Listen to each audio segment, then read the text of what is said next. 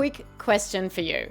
What's one of the biggest hidden stresses that makes ADHD symptoms worse in kids? Go ahead, type your guesses in the comments. Okay, ready? Here's the shocker. It's something most parents have never even heard of: leaky gut. And if your child has ADHD, this one thing could be making everything harder: focus, moods, even meltdowns.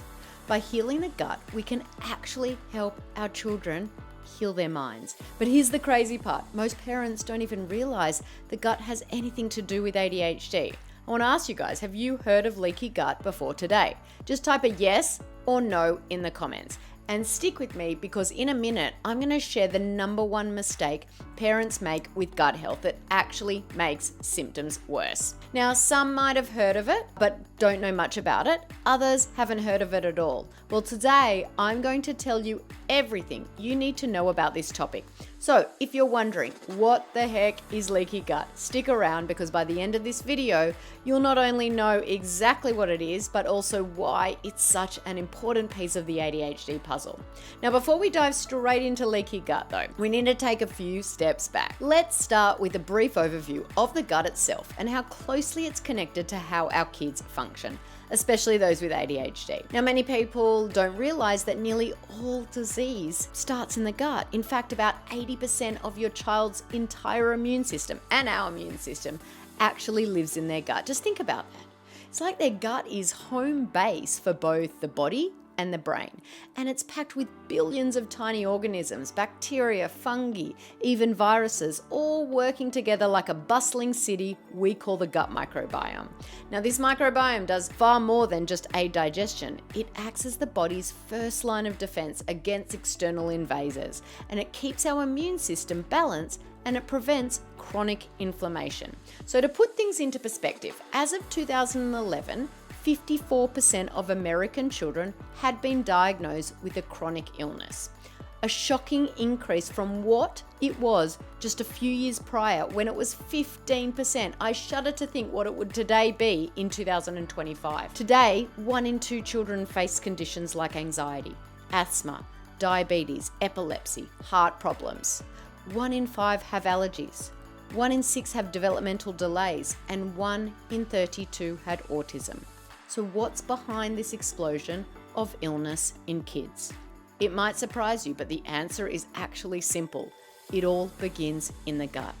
Imagine the gut as the foundation of a house. If the foundation cracks, every room above it starts falling apart. And as mentioned, the gut is home to trillions of microorganisms, bacteria, viruses, fungi, and more, that form a complex ecosystem known as the gut microbiome. Now, this ecosystem is responsible for more than just digestion. It plays a key role in immune regulation and the production of vital neurotransmitters like serotonin and dopamine. And when the balance of good versus bad bacteria gets off, what we call dysbiosis, it's like weeds taking over a garden. And just like weeds choke out the healthy plants, dysbiosis chokes out healthy gut function. This has been linked to everything from autoimmune disease to ADHD. Rapidly declining gut health is one of the major contributors to the rise in all sorts of illnesses, diseases, and conditions. And in my experience working with families, I often ask whether their child has a history of gut issues like diarrhea, constipation, and many are surprised to hear that these are not normal. Common? Yes. Healthy? No. These issues are often a sign of an unhealthy gut. I also ask about antibiotic use, and a staggering number of children have been on rounds of antibiotics at a young age. But here's the kicker. Antibiotics can be life-saving, yes, but they're like dropping a bomb on the gut. They wipe out the bad guys, but they also take the good guys with them. And when that balance is gone, symptoms like ADHD often flare. This means they can wreak havoc on the gut's healthy bacteria, leading to long-lasting changes in gut health. So when the gut is compromised, it's no surprise that we see a rise in all health disorders, including ADHD. This powerful connection between the gut health and chronic illness isn't just about the body. It has a profound impact on the brain, especially when it comes to conditions like ADHD. So, how exactly are the gut and brain linked? Enter the gut-brain connection. What the gut-brain connection means is that in essence, our brains are deeply connected to our guts. If our guts aren't functioning well, our brains won't be able to function well either. The gut and brain are like two best friends. They text each other non-stop, and when the gut is happy, it sends these positive messages that keep the brain calm, focused, and clear. But when the gut is inflamed or out of balance, those texts turn into constant SOS signals, brain fog, mood swings, trouble focusing. In other words, if your gut isn't thriving, your brain can't thrive either. This back and forth conversation isn't just about that digestion, it really shapes how we think, how we feel, how we focus every single day. Think of it another way, like this. Have you ever felt butterflies in your stomach because you were nervous about something? Just tell me in the comments. I know I have many times, whether it was a first date, a test, a stressful situation. That's a perfect example of the gut-brain connection in action. Your brain perceives stress and your gut responds with that familiar fluttery feeling. But the reverse is also true. Your gut talks to your brain as well. When the gut, specifically the intestinal tract, has an imbalance of bad bacteria compared to good, like what we called earlier, gut dysbiosis. Now, as we discussed earlier, gut dysbiosis leads to inflammation, which travels up the body through the vagus nerve to the brain. And once it reaches the brain, it can cause these symptoms like brain fog, confusion, dizziness, poor memory, and a host of neurobehavioral issues like ADHD, anxiety, and depression. Think of it like a highway. Messages are constantly traveling back and forth between the gut and the brain. Now, I want to tie gut-brain connection to ADHD symptoms. The gut plays a critical role in producing neurotransmitters that are key to managing emotions, mood, and focus, areas where many children with ADHD struggle. Like my son back in the day, he struggled with emotional dysregulation quite a lot. Now, in fact, 90 to 95% of the body's serotonin is produced in the gut, and dopamine-producing bacteria have been identified there as well. Additionally, some dopamine precursors are produced in the gut, influencing dopamine brain levels indirectly through the gut-brain axis.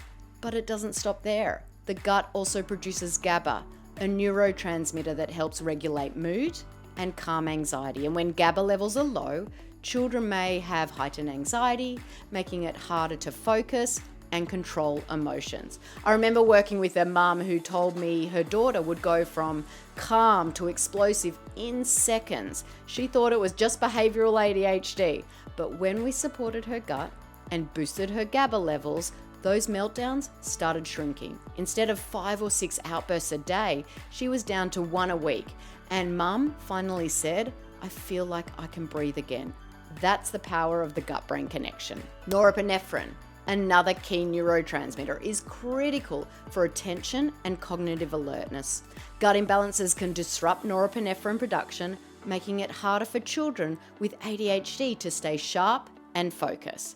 Even something called acetylcholine, it plays a role in learning, memory, and attention, can be influenced by gut health. Then we've got histamine, typically associated with allergies, also acts as a neurotransmitter that affects our wakefulness, alertness, and cognitive processes. Imbalances in gut bacteria can lead to excessive histamine production, causing brain fog, irritability, disturbed sleep, all of which can make ADHD symptoms harder to manage. Now, do any of these symptoms sound familiar? Do you have a feeling that your child's gut health might be affecting their mood or focus? Let me know in the comments. I know emotional dysregulation is a common symptom of ADHD, but many parents don't realize that this emotional imbalance often starts in the gut when neurotransmitters like that serotonin, dopamine, and GABA are regulated. The problem isn't just the emotions themselves, but the fact that the correct balance of these vital neurotransmitters is not being maintained. So by working to improve gut health, many parents of children with ADHD find that emotional and cognitive challenges begin to resolve naturally. Now that we've seen how neurotransmitter production in the gut plays a vital role in managing emotions, focus, and mood, let's take it one step further and explore how the gut impacts another key area of the brain, the frontal lobe. The gut and brain are constantly communicating, and one area of the brain that's closely tied to the gut is the frontal lobe. The frontal lobe is involved in the following: attention, focus, executive function, planning, organizing, problem solving, all areas where children with ADHD often struggle. Who here has seen their child struggle with focus or planning or organizing tasks? Just drop a quick yes in the comments if that sounds like your child. Now, while many people think ADHD is purely a brain issue, the reality is that gut health plays a significant role. The gut sends signals to the frontal lobe, and when gut health is compromised, it can disrupt how well this part of the brain functions. Now, moving on to something I want to bring your attention to, something called leaky gut. So let's go into a bit of the science. Let's talk about the mucosal barrier. The mucosal barrier sits in the small intestine, and it is long, about 22 feet in length. And when it's working properly, it absorbs about 90% of the nutrients from the food we eat. It transports water, vitamins, and minerals into our cells. So think of it like a coffee filter. When the filter is intact, only the good stuff gets in. Nutrients, things like that, they get through. But if that filter tears, junk slips through, toxins, bacteria, even undigested food particles. That's when chaos starts inside the body. And this lining is made of a single layer of cells, all tightly joined together, called enterocytes. Their job is to make sure only properly digested particles pass through. And covering the surface are tiny little brush-like structures called villi that absorb nutrients that keep us healthy. Now, the mucosal barrier's job is simple: keep the bad guys out, like the bacteria and the viruses, while letting in the good guys, like the nutrients. And it's constantly sorting like a bouncer at the door of your child's body. But it doesn't just rely on the physical barrier. There's also a chemical defense system. In the small intestine, we have something called secretory IgA, or SIGA. So think of it as the security guard spraying away intruders before they get inside. So between the filter, the bristles, and the security guard, the body has a pretty solid defense. But now imagine what happens if these defenses break down.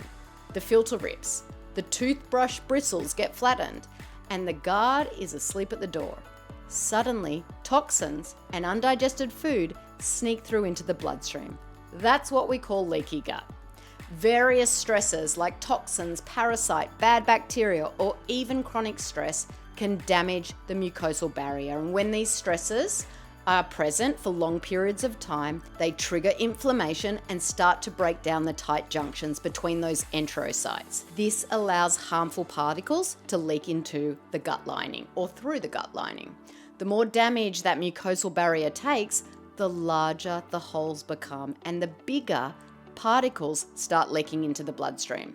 Now, normally when the gut is healthy, when we eat, it breaks food down into tiny micronutrient particles that pass through the lining and enter the bloodstream to nourish us. But when leaky gut is present, even healthy foods can pass through before the gut has properly broken it down.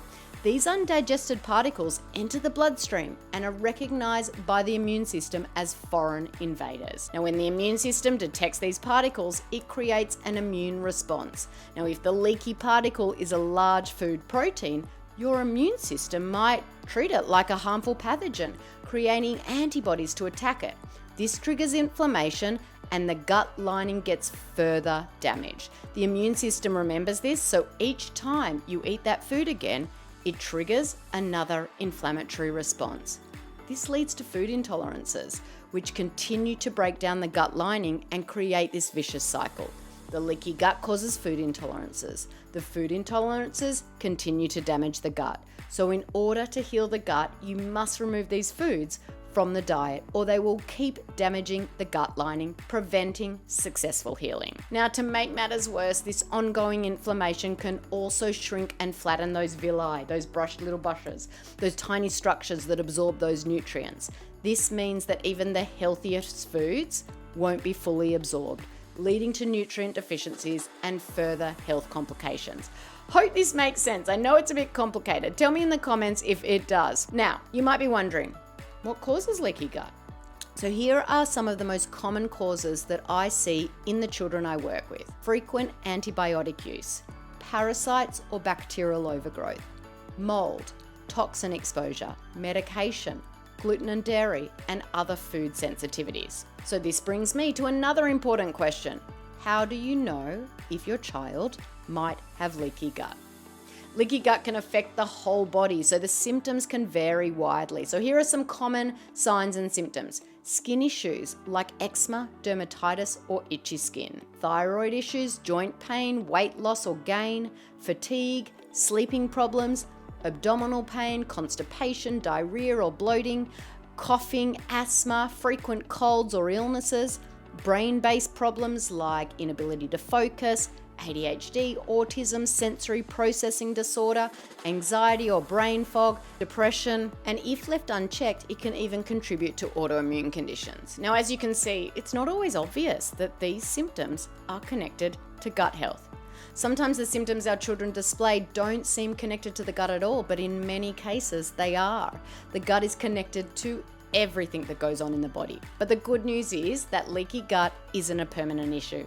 It's something that can be corrected without medication through dietary changes, lifestyle adjustments, and supplementation. So now that we have all this information, what do we do with it?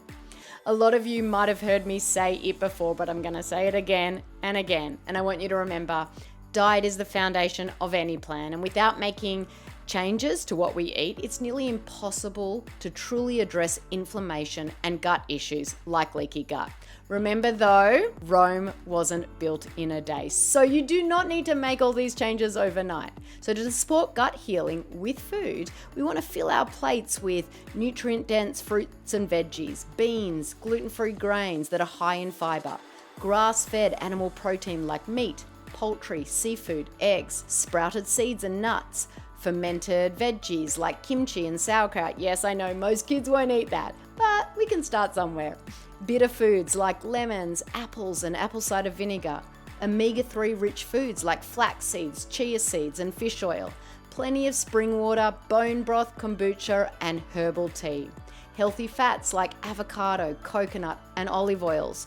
Aloe vera for gut healing, and as much organic, non-GMO food as possible. But here's the truth. Diet's the foundation, yes, but it's not always enough because sometimes even the healthiest foods can trigger symptoms if your child's gut is leaking. That's where lab testing comes in. And in fact, there are a handful of simple tests that reveal the exact hidden triggers inside your child's body. I put together a quick video breaking them all down. I'll link it in the description so you can watch that next. Lab testing gives us the proof we need to create a customized plan to heal the gut and manage symptoms like ADHD, anxiety, emotional dysregulation. It's a deeper, personalized step that can make all the difference. It takes the guesswork out of the process and gives us clear answers on what's going on inside your child's body. It allows us to dig deeper and find out what's really causing that leaky gut in the first place. Okay, we've covered a lot today. We've covered about how gut health can affect ADHD symptoms, and I know it can feel a little bit overwhelming, but here's the good news. You don't have to figure it all out at once. If this video opened your eyes, here's what I want you to do next. Comment below. Tell me if any of those gut-related symptoms sounded familiar for your child.